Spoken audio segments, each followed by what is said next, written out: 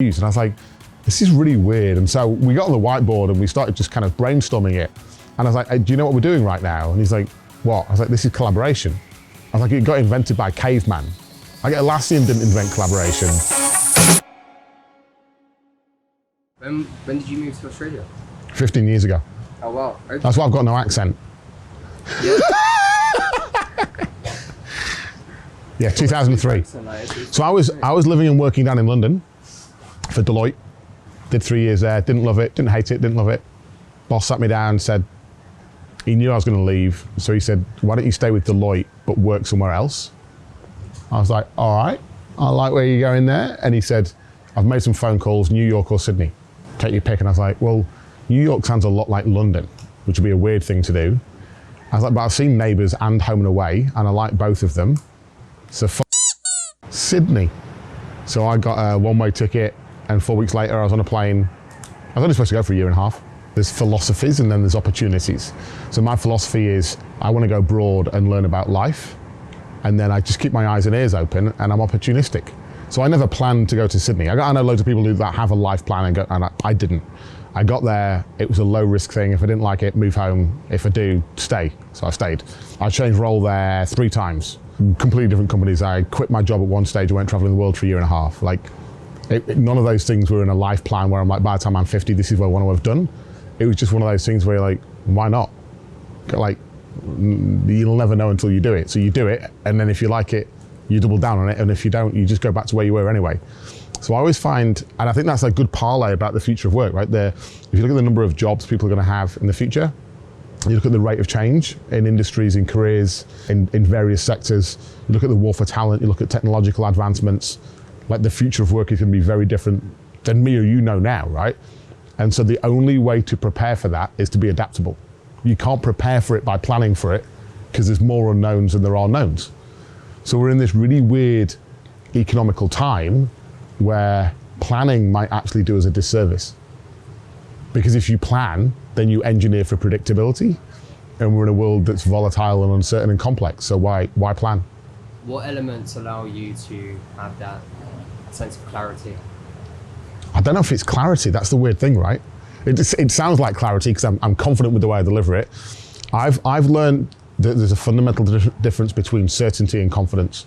So I'm quite happy to operate in environments of high uncertainty, as long as I've got confidence in what I'm doing and confidence in the people around me, right? And so you end up in this weird situation where you don't know what's going to happen, but you back yourself to get there. And we've all been in those in life, right? It's very rarely in work.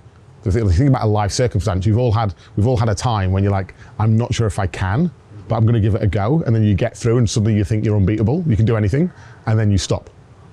And I think the future of work is going to be a lot like that. There's going to be more rotation in roles, more disruption than we've seen before, more displacement of roles. Like, we're going into volatile times. And I think our best preparation is to just be open-minded about it, right? And adapt. And like nature teaches you, right? The one who adapts the fastest survives the longest. I think nature's kind of coming back round to teach us a lesson. So what are you doing now, and what's your role? So I'm currently head of R&D and work Futurist at Atlassian. The funnest, most mental role I've ever had. Bears no resemblance to what I did at uni. Bears no resemblance to my past life. My first job out of university was a chartered accountant in Deloitte in London. And I'm now work Futurist for a tech company in Sydney with offices in 9 places around the world. Like, there's no path that gets you there.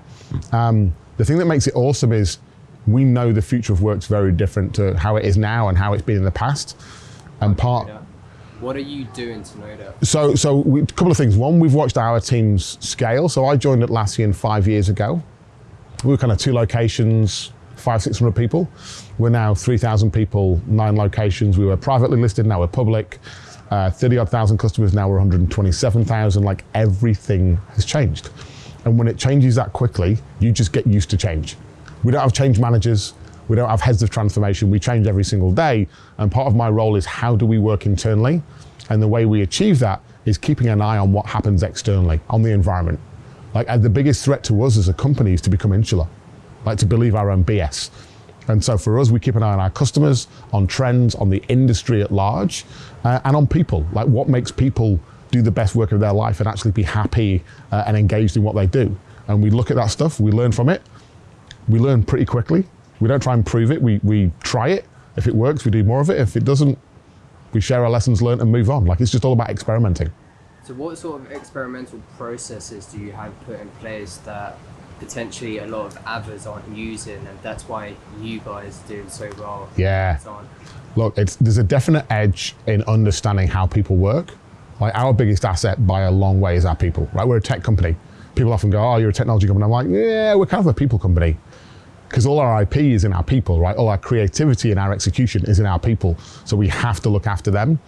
The secret for us is, and it's not a secret, I'll tell anyone who listens, if you hire fully formed adults and you give them a purpose and then you get out of their way, amazing things can happen. If you hire anyone, give them a process and try and micromanage them, I guarantee very weird things will happen. So we're in this kind of ironic stage of corporate world whereby we are very light on policy and process. We are very high on hiring smart people with strong values who can evolve our organization every single day. We give them practices and a playbook. We have our own team playbook of how we think teams should work, but it's not prescriptive, right? They're guardrails, they're suggestive guardrails, and you choose how you interpret that because you know your environment better than I know your environment. So if you think we're about to hit kind of 3,000 people globally, we're about 480 teams. Small, nimble, high agility teams. How many teams are remote, and what's the communication like with that? So virtually every single team in Atlassian is distributed. So you will have team members across more than one office. We have select teams. I think Trello is probably our best example of remote. Remote for me is different than distributed. Remote is you have people in office and people who work from home or a secondary location. We actually confused the two for a long period of time. We thought distributed and remote were the same, and they're not. Because distributed, me and you are both in an Atlassian office.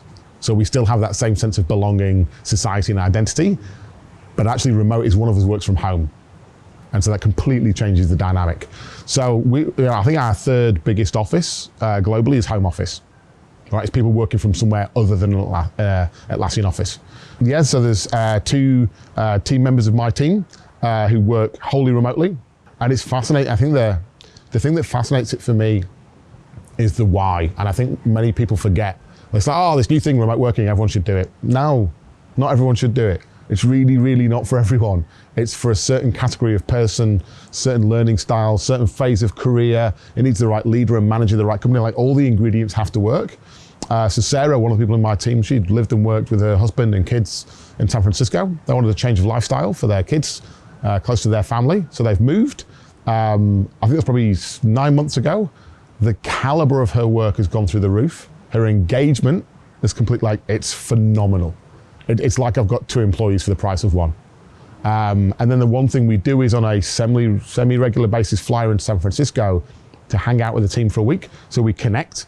I work on the basis that you build relationships in person and you can maintain them right over the line. And so with her, the advantage we had was we already had a working relationship. The hard thing, and this is the irony, is because we had a working relationship, it made moving to remote quite tricky. Because our rituals, our habits of working were based on us both being in an office, and suddenly that had changed.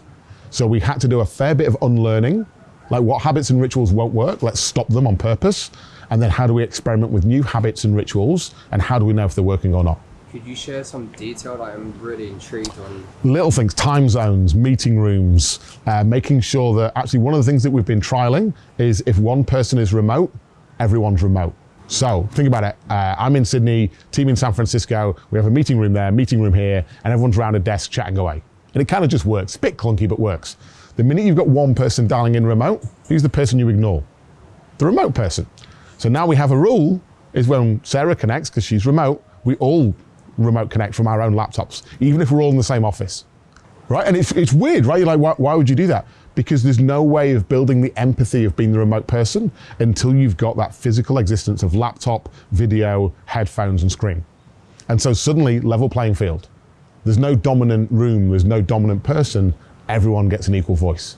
And that for us in a world where collaboration, and we have got quite different personality types, we embrace cognitive diversity, so people of all different experience and backgrounds, you want to hear from everyone, not just the loud people. Why is that? Because the loud people aren't always right. I've learned that my entire career. Like, loudness is something I don't struggle with. Being right is something I do. And so for me, I actually got to hang out with Dan Pink, the author, a while back, and he said, argue like you're right and listen like you're wrong. Probably some of the best advice I've had in the last 10 years, because I now argue with passion, and then I shut this and I open these and I open these and I listen. Because if I don't listen, I'm just going to ship my idea, which is never the best idea. My idea chipped away and collaborated and sparred with by 4 or 5 people with a different viewpoint to me, that's a great idea, the one we end up with. But me leaving a meeting room knowing the same thing as when I went, waste of time. Why do you think not many companies, organizations are having remote employees, colleagues? So I think if we're brutally honest, the number one barrier that I've experienced in my time is trust, right? It's kind of a legacy and a hangover from the Industrial Revolution, right? If me and you were working in the 1920s, we went to a factory, right? We clocked in at 9 o'clock, we did our work, and we left at 6. There was no wellness room. There was no mental well-being space, all right? You didn't get free breakfast lunches. You didn't read about empathy. There was no kind of suggestion boards or collaboration, right? You came, you did your tasks, you left. And a lot of the management constructs we have today are headaches, they're hangovers from that. And so there is this fallacy that if I can see you, that means you're working. Because for 150 years, that was kind of true. Now it's not true. And so what we're trying to, I think as a society and a community, and certainly as a business community, as leaders work out, how do I build trust with someone who's physically not there? Most of the leaders I work with who are looking at remote or distributed teams, they say things like, how can I ensure that? How can I ensure that their person is working all the hours of the day? And I'm like, you can't. Part of working in a distributed team is letting go. So how can I build trust for you and let go at the same time? Because micromanaging a remote worker is just going to disenfranchise them. You're going to disengage them instantly.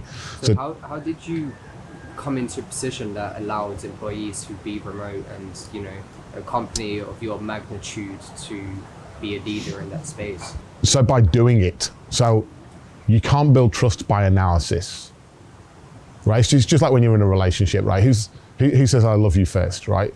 You end up thinking about it for ages until you finally say it. And it's the same with remote work. We were discussing, debating, analyzing, and then we're like, hang on, why don't we just try it? We're only going to learn by doing it. We're not going to learn by reading a book.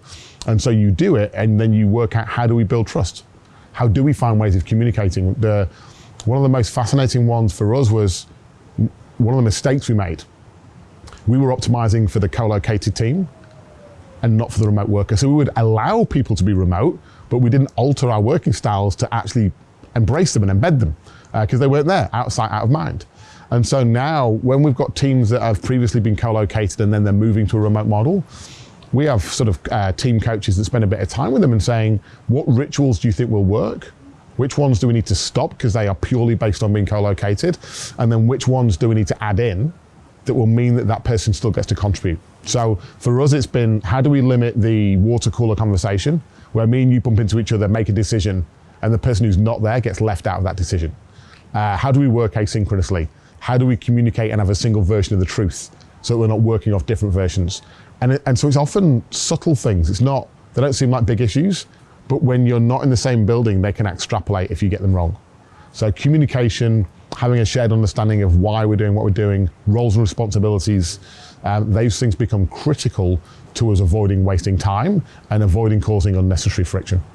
And then just getting on with it, constantly reviewing how it works. At that time, I'm sure there probably wasn't any remote workers, or a few. Yeah, I think so. We always have had, because we've grown a fair bit through acquisition, right? And when you acquire, they're very rarely in the place you want them to be, right? You hire a company because they have great IP, great products, great people, and then you're like, you're in the middle of nowhere, and we're based in Sydney, and you're in whatever location. So a lot of the times, if it's feasible, we will move those to one of our locations. If not, it's like, carry on working where you are. That's where you do the best work. So we kind of got that a little bit through acquisition. It was then about saying, hang on, we feel like we've added a bit of a tax here. And tax is a feel, right? It's not a number. Don't wait till finance tells you it's broken. Tax is that feeling that working together is a bit hard, it's a bit clunky, it's a bit cumbersome. And so we're just very open with our communications. We have values like play as a team, don't F the customer, build with heart and balance. And so it's all right for us to have those conversations and say what is working, what's not. And it doesn't matter if they're up and down the organization or across. Having those conversations means that you work out what is working and what's not. So we've done it mainly through experimentation and exploration, not through reading a book or any kind of process or policy. And then one of the things that we refuse to kind of change on is we hire for values. So those values I just gave you, and another one is like be the change you seek. You have to be able to fit our values to work in our environment, not culture. So we don't do culture checks, because if you do culture checks, you tend to end up with the same type of person, right? People that look like me and you, and they say the same thing, you'll go for a beer with them and you're like, they're really cool. It's not an effective team, right? It's actually quite dysfunctional. And so we hire for values and then say, how can you bring your view of the world to our environment to make us even better? And when you do that, you scale effectively. You basically hire fully formed adults, however old they are. Fully formed adults is nothing to do with generations or age. There's no correlation between maturity and age. And so we look for fully formed adults who can contribute, who are self-aware, who can challenge themselves and evolve. And therefore, it doesn't matter where you are, right? You can do the best work of your life. You don't have to be inside the same four walls as me, right? You can do that from wherever, as long as we have the right rituals that enable you to contribute and enable me to listen. So what are the opportunities now? Because I don't feel that what you've just explained, a lot of people know. So what do you feel the opportunities to people who aren't too familiar with this just yet? What's happening now? Yeah, I mean, the opportunities for us are quite profound. The ability to access talent is probably our biggest existential threat as an organization, right? We require and want the best software engineers, designers, product managers, QA testers, go-to-market people, want the best. And so you have to be able to get them where they are. Right, it's true demand and supply, and so we will hire them wherever they are, and if they want to work remotely, so be it. Similarly, we've got a whole lot of tenured people who have delivered amazing value and service to Atlassian. We want to keep them, and their life circumstances change, and we're like, we still want you to be part of the family, and they want to be part of the family. So what's the compromise that achieves that? In Sydney, one of the architects I've been working with for a few years had a change in his life circumstances and wanted to move to the Blue Mountains, which is an hour and a half, 2 hours away. So he's at the foot of these gorgeous mountains. He's got sort of countryside next to him. He goes for a walk every lunchtime. He hikes. He grows his own fruit and vegetables. Like, his happiness with life has gone through the roof. Like, he's in a really great place right now. He comes in once every 2 weeks into the office because physically there are some things that benefit from him being there. And the rest of the time, he's on the end of a line. But that works for him, for his wife, for their family. It works for us. Like, it's a win-win situation. So, the cost of losing him and hiring someone half as good as him, why would you? And so I think a lot of the time we think about remote work versus co-located, when actually it could be remote work and distributed teams versus losing that person. And when you do that equation, you're like, hell no, I want to keep them. They're awesome.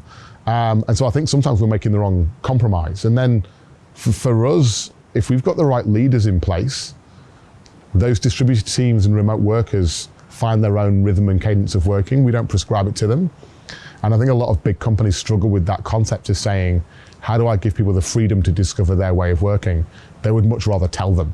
And I just find that deeply ironic that these same companies tend to have job adverts open for 6 or 9 months because they want to hire the best person. And then the minute they find that amazing, inspirational person, they indoctrinate them into their way of thinking. And I'm like, wow, why would you do that? And so for us, every time we hire these amazing people, we're like, show us. We're not going to show you the way. Like, yes, you will learn stuff from us by being here, but we want to learn from you as well. This is a two-way game, right? We can both learn from each other. And when you set that expectation, it's a very different environment. Are you guys dabbling with blockchain? So we look at all technological advancements, probably at a meta level, to go, how might it impact us? I think the bigger one for us right now is probably going to be a big spike or pivot in AI and automation, certainly in changes to the job market and changes to, I think the thing we're really curious about is how knowledge workers, I think the average knowledge worker right now has a large percentage of tasks that are quite mundane. As they get more efficient and more effective, I believe that we're all going to end up with more complex tasks. I would love it if we had less hours, like we work less hours. I don't think that's actually going to happen. I think we'll work the same hours. The mundane tasks go, complex tasks come in. And so one of the things we're thinking about right now is, how do we bring some levels of mindfulness and mental well-being, not necessarily into our products, it's going to be quite hard, but into the way our products get used and companies think about culture as a congruent part of our products. So I work on the adage that a fool with a tool is still a fool. If you give them technology, you've made them faster. So if you've got idiots, don't give them technology. But at the same time, if you've got technology, and even if it's with a smart person, you have to nurture them through that evolution. You know, with the 24/7 connected work that we have now, discipline and guidance is more important than ever, because there's no foreman stopping me or you working 24 hours a day, 7 days a week. The only person stopping us is ourselves, sometimes a family member or a mate who drags you down the pub. But we're our own worst enemies when it comes to mental health. And what scares me about that is back in the day, if you worked long hours in the factory, you had calluses on your hands, and no one can see the calluses on your brain. And mental health isn't something I think we want to fix. I think it's something we want to prevent and manage and make sure we've got the right environment, the right leadership structures, the right conversations happening so that we don't burn out a whole lot of people that we can't see. And that for me is even more important with remote workers, because I can't eyeball you on a daily basis. All right, if I'm used to you coming in the office and you're really loud and bubbly, and for 3 days in a row you're in a bit late, you leave a bit early and you're quiet, I'm going to sit you down and say, is everything okay? But out of sight, out of mind. So with remote and distributed teams, we need a new mechanism of how we do that sense check, because we don't want to be fixing that when it's broken. What do you think the issues are in the remote sort of environment? Because it's still quite immature in terms of the whole technology, video conferencing. I think the technology is there. The technology for remote work has been around, I reckon, for 5 or 10 years. It's our human acceptance of that technology and our ability to change our ways of working to embrace that technology. Right? It's existed for years. It's same in, you know, one of our tools, Confluence, is a collaboration tool, right? I had a COO of a bank ping me a few weeks ago, and he came in for a conversation. He said, Dom, every piece of collaboration software is crap. I've used every single one and they're all crap. I'm like, wow, good, yeah, thanks for the feedback, you're welcome. And then he went on to explain every product he'd used, and I was like, this is really weird. And so we got on the whiteboard and we started just kind of brainstorming it. And I was like, hey, do you know what we're doing right now? And he's like, what? I was like, this is collaboration. I was like, it got invented by caveman. Like Atlassian didn't invent collaboration. Slack didn't invent collaboration. None of us invented collaboration. It's been around for thousands of years. It's just now in a technological form. If you can't do the human side of collaboration, technology ain't gonna help you do that.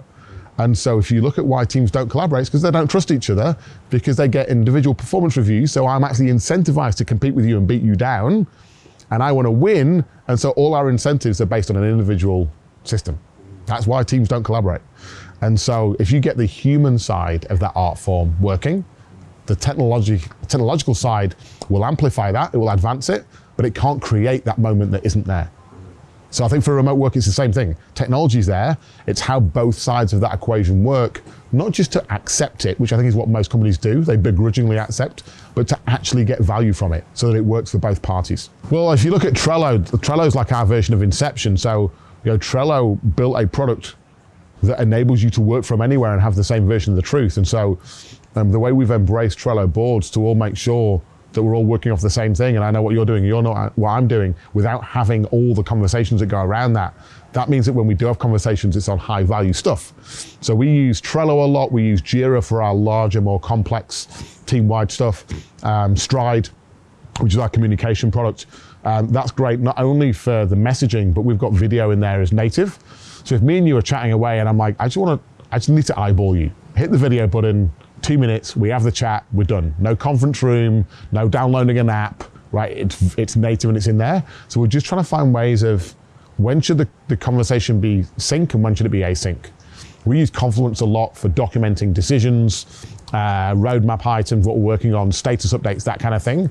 That's great for the rich data, and we can all collaborate at different times on that. And then Stride for the instant messaging and the video. And between, you know, when you pick the right medium, it feels seamless. When you pick the wrong medium, it can be really weird. So that's a learning curve for us with new teams. We let each team discover, we give them the tools, we let them discover what works for them. Awesome. Dom, is there any questions that you'd ask yourself? The biggest question for me right now that's kind of going around in my head is how as a community and society, can we get the right balance of learning and unlearning? So I think we're in a dangerous time of knowledge acquisition. I blame the mobile phone and Google. Like, we've all got access to the same information, and we've got lazy and complacent, so we just acquire information and we don't do anything with it. And I think we're in an age now whereby the ones who thrive, not survive, survival's boring, the ones who thrive are the ones who learn and unlearn. They actively seek things out that used to work, that won't work in the future, and they stop them before they break. But they also have a focus and aptitude for application, for doing stuff with that knowledge, not for just acquiring the knowledge. And if I look at most organizations that I get to work with that feel bloated, that feel a bit slow and monolithic, they acquire knowledge, but they don't act on it. And it's like every time a new innovation comes out, and then later on down the line, you find out the incumbent already invented it, but they never saw it through. Right, so there's so many famous examples, but Kodak's my favorite one because they invented the digital camera before anyone else. Right, but they never came true. Nokia had Palm Pilots and personal devices way before the iPhone, but they never saw it through. So what's that missing ingredient? I think there's a number of missing ingredients. Part is the disruptor is always braver, right? Sometimes it's what you don't know that makes you the disruptor. If you, like, what Uber didn't know about the taxi industry meant that they didn't iterate on the taxi industry. They invented ride sharing, fundamentally different. You know, Airbnb didn't go and study the Marriott and the Sheraton. They were like, let's reinvent the shared economy for homes and rooms and spaces. And so sometimes what you don't know is your biggest advantage. The reverse of that is what you know is the biggest blocker to you, because you know too much and you assume it all to be true. You know, this will never work. And then someone else goes and does it and you're like, it turns out it did work. So I think there's this existential challenge to all businesses, which is to stay relevant and effective. How can you reinvent yourself? I think to reinvent, you have to focus on effectiveness more than efficiency. And you have to focus on reinvention through actively stopping things and then experimenting and exploring with new things. Amazing. It's a hard muscle for most. The more successful you become, the harder it is to build that muscle. Because you get innovators' dilemma. Yeah, we've been successful for whatever period of time. If we do the same, plus a few percent, save a bit of cost, we'll be fine. And then the market disappears on you. And I think the best companies, Netflix are one that I look to as a great example. Started out DVDs through the post, then moved to streaming, now moved to content generation. Still called Netflix, still entertaining us, but they've invented themselves 3 times. Compare that to Blockbusters, who did video rental, and video rental, no longer exist. So I think the ability to reinvent and pivot on yourself is fundamental, and the best companies do that. Amazon, Apple, Atlassian's done that a few times. I think great companies are willing to sacrifice an old way of doing things to try a new way and accept and embrace the uncertainty that comes with that. Amazing. Any last words, Dom? Have fun doing what you're doing. Life's too short. Like I've really learned in the last few years to enjoy my job, and the impact that's had on me has been profound. Like, actually enjoying what you do is such a fundamental part of life. We invest so much time and energy in work. Like, just make sure you're enjoying what you're doing, whatever it is.